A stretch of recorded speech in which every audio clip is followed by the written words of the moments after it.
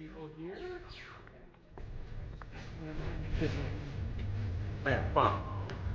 With a little baby.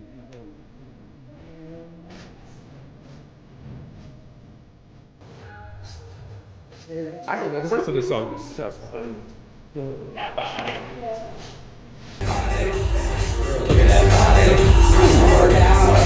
How are we all doing? We doing okay? Good, good. Welcome here, St. John!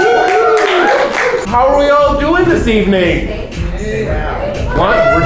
We're doing so-so. Okay, got it. It's been a long week. I get it. Yeah, so great to be finishing off Fringe with us. Excelente. Yeah, who here has been to a Mennonite burlesque show before?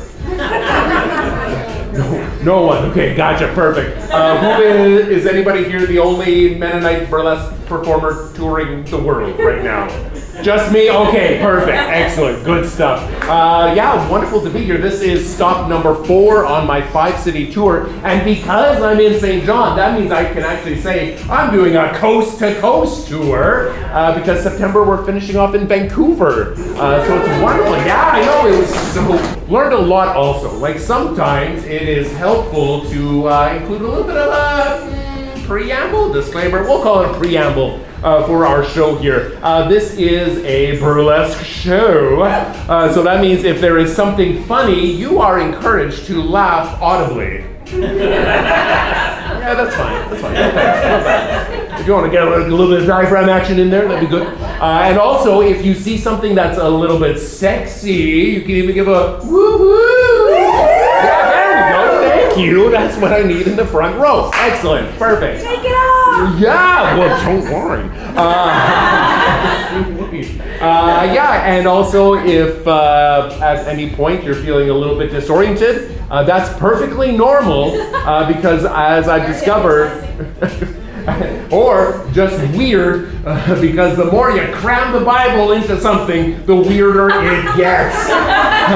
7 years of Bible college, got a whole lot of Bible crammed in there. It got a little weird, right? So yeah, that's anybody here struggling or have like religious trauma in their story a little bit? Good, thank you. Welcome. This is a safe place for you all. Yeah, this is a great place, and I appreciate the fact that people who are just like, no, I wasn't touched with that kind of stuff. I appreciate that there are those people in the world, and they always enjoy the show too because there's something here for everyone. But my people with your religious trauma, I feel ya. You can engage or disengage from this material as much as you want. Every time I do this show, I give audiences 3 chances to guess my favorite Bible story as a kid. And you don't get that opportunity because it's Sampson. I'm telling you right now, it's Sampson because he's so beefy, such a muscly man. And it was... found it really noteworthy. Someone wanted to know why I have found Sampson so appealing, and so I was like, do a quick Google image search, and I found like this picture, like ripped out Sampson killing everybody, and the caption underneath was the Christlike Judge, and that stopped me in my tracks. That triggered me. The fact that Sampson would be labeled the Christlike Judge. So I wanted to do y'all the favor and explain Samson's story to ya as a part of the pre-show, and you can decide for yourself how Christ-like Samson was. You can decide if you want to use your goddamn motherfucking brain. Oh, I'm sorry. Like this is going to be. There's going to be lots of laughs with this show. There's going to be lots of sexiness with this show. That's coming. It's just going to get heavy for just like 20 seconds here because we are in a new world, ladies and gentlemen. We have Christo-fascists occupying our southern border, and we need to be very aware of what is going on and what Christian nationalism is doing to our world, to democracy. And if we think that, in a couple years, everything is going to go back to normal, we are behind the ball. And because our neighbors to the south are going to do whatever they can to maintain that power that they have, and there are conservative communities within our borders that want to follow that playbook. So we need to be on the balls of our feet, and we need to know what's going on. And we need to be able to counter these bullshit hermeneutics that say that Samson is Christ-like, because some of us have actually read grab the fucking Bible, and you do that. Okay, cool. Okay, yeah, we're good. Pop the brakes. We're fine. So let's talk about Sampson, 12th judge of Israel, final judge of Israel. This was before Israel had its own kingdom and had kings and stuff. And they were at this time, they were conquered by the Philistines. So there were these oppressed people. Then God sends an angel to this lady and is like, guess what? You're going to have a baby. Surprise. And then here's the deal. He's selected by God, so no drinking anything fermented, no touching dead bodies, don't cut his hair. And then that's, God's going to select him. And she's like, okay. So then Samson grows up, doesn't cut his hair, doesn't do all the other things, and then when he needs to, then he's imbued with a superhuman strength. Here's the stories we know about Samson. He goes down and sees this Philistine woman, and he's like, I want some of that. As in, I want to, own that. And so he marries her. On the way there, he kills a lion with his bare hands because he's Samson, right? And then later on, there's a beehive in there, and he's like, honey. And it's like, hey, everyone eat this lion honey. The Bible's so weird, folks. And so when he's at the wedding feast, he's like, I got a riddle for you, mofos. If you can't guess my riddles, you have to give me 30 pairs of clothing and underwear. But if you can guess my riddle, I will give you 30 pairs of clothing with underwear. And you've got a week to figure it out. And so then, the Philistines, they go up to his wife, and they're like, hey, mama, what's the answer to this? Oh, and the riddle was something so cryptic, from the eater, something to eat, from the savage, something sweet. And they go to the wife, and it's like, what's the answer to the riddle? And she's like, Samson, what's the answer to the riddle? And he's like, why do you want to know? And she's like, I just want to know. And he says, okay, I killed a lion, and there was a beehive in it, and I ate that. And so she reports that back to the Philistines, and then they come and say, hey, you're a weirdo, you're eating honey from a lion. And he's like, motherfuckers, fine, I owe you 30 sets of clothing. So Sampson, the Christlike judge, goes and kills 30 people, takes their clothing, takes their underwear, and says, fine, here you go. Then he takes his wife, gives her back to her dad, and says, you have her. And then he deuces out of there. Later on, he comes back, and he's like, okay, where's my wife? And the dad is like, I already gave her and married to someone else. I thought you were done with her. And he was like, motherfuckers. So he does, being the Christ-like judge, he does the only natural thing. He gets 300 foxes, he ties them together in pairs by the tail, takes a lit torch, ties a torch into their lit tails, and releases these 150 pairs of burning foxes into the grain fields. That's horrible.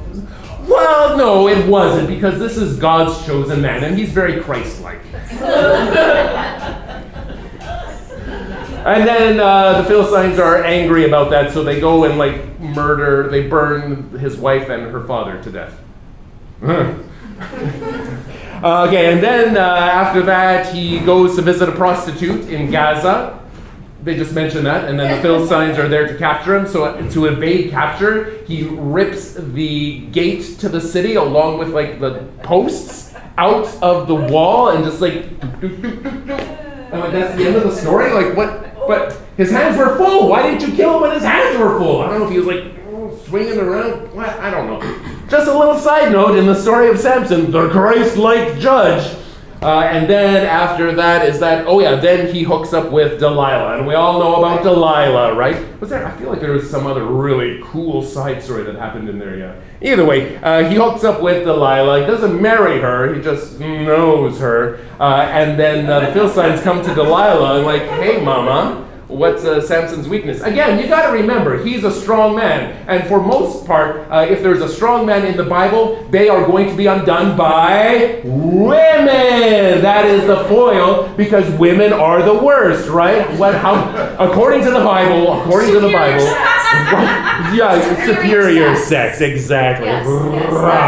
Anyway, so Delilah comes to Samson. She's like, hey, sweetie, so what's with the strength? And he's like, why do you want to know? And she's just like, well, I just want to know. Don't you love me? He's like, yeah, I love you. If you bind me with new bowstrings, then I'll lose all my strength. And she's like, oh, okay, go to sleep. So he goes to sleep, and then she gets like new bowstrings, and she's like using all her Boy Scout skills. And then she like gets the Philistines. She's like, oh, Samson, the Philistines are here. And he's like, huh? What? Oh, and he scares off the Philistines. And he's like, you dumb bitch. What do you think you're doing? And she's like, you don't trust me. Why don't you trust me? And he's like, because you're pulling bullshit like this. I'm like, no, really. Tell me how you lose your strength. And he's like, oh, yeah, like I'm going to fall for that. If you tie me up with new ropes, then I'll lose my strength. And she's like, okay, gotta sleep. And so he goes to sleep, binds her up with new ropes, invites the Philistines in. Samson, the Philistines are here. Rinse and repeat. She asks again, and this time he says, oh, if you take my hair and weave it into fabric in a loom, then I'll lose all my strength. I've never loomed anything, but like, I don't... Like that's a like thing, right? Yeah. So she's up like half the night just juking, I guess. I don't know. And then she's like, okay, come in. And then she's like, Samson, the Philistines are here. And he's like, huh? What? And he's just like, boosh, boosh. I don't know. He's safe again. And now she's really upset that he's not. I don't understand the logic behind this at all. And then he's like, fine. If you cut my hair, I'll lose all my strength. And so she's like, okay, go to sleep with your head in my lap. Just go to sleep. Are you asleep? Good. Sampson, the Philistines are here. It's like, huh, what? Oh, my strength has left me. What's going on, man? And so the Philistines capture Samson. They cart him off. Does anyone remember, like, I don't know, in the olden days, I guess, like they had those glasses with like the googly eyes? Boing, boing, boing. Yeah. So they gouge out Samson's eyeballs. Again, this is a book that apparently we need to have inside our schools for children to read. They gouge out the guy, the Christlike Judge that already like was sleeping with a prostitute. He gets his eyeballs gouged out. And I always thought that meant like doing, that they were like dangling from optic nerves, right? That isn't actually what it is. They just like ripped out his eyeballs and he's like this the whole time. And then and then his hair starts to regrow. And like, I don't know, the way it was always depicted is like he has like long, flowing locks. Either way, they bring him out to entertain everybody at some sort of feast to Dagon, which is a Philistine god. And he's at the temple and he's like, oh, let me just feel the pillars of the temple. I guess, I don't know, they must have been like really close together. Anyways, he's like puts his hands on the pillars. He's like, oh God, give me one more chance to kill people because I know you're really, really into killing people. I know that's your MO, so let me do you a solid here. And God's like, zap, one last time. Self-sacrifice, no, crush. And he kills more Philistines that day than he ever has before. And that is the end of Samson, the Christ-like judge. Clearly very, very Christ-like. That was, and I loved it because he was so beefy. I love that. Those beefy guys. I think we're good to start. Are we good to start? Cool. I bet you that door will probably close. Yeah, they're going to close that door any minute now, I bet. Perfect. If you have your cell phones on, please set it to silence. One of you thinks that you have, but you haven't, so double check it, because on the third notification, I will glare in your general direction. I won't be